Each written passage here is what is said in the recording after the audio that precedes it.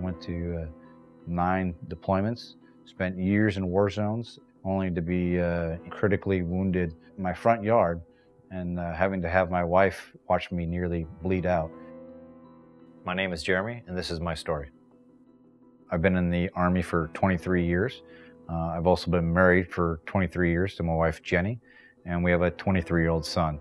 So the week before Jeremy's injury, we were having one of the best weeks of our lives. We had everything to look forward to. On November 10th of 2012, I was planning on going fishing, so I was about to put my kayak in the back of my truck.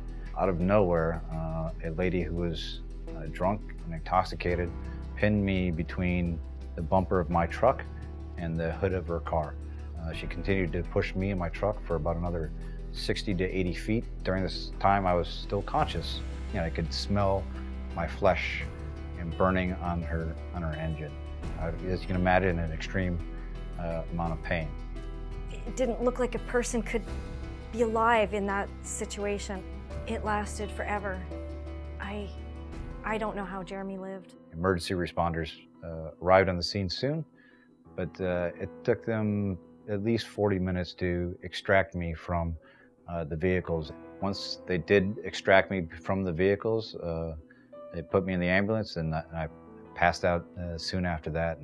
I couldn't see him. The doctors would come out in intervals and tell me that they were working on him, that they'd had to cut off his legs, that he'd lost his thumb to hear. It was just one thing after another.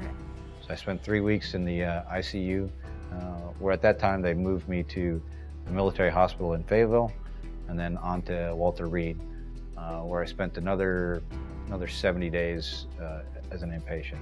And then since then, I've been an outpatient at Walter Reed, and it's now been 2 years and 1 day since I was hit by an intoxicated driver. One of the hardest things has been we still haven't gone home. It's been 2 years and 1 day since his injury, and I haven't been able to live in my house. I still haven't fully processed that our lives have changed forever. I'm still not quite moving forward. If she had just made one simple decision not to get behind the wheel, it was totally unnecessary. It's ironic, you know, that you could spend that much time in a war zone and be fine, and at your home, you're not safe.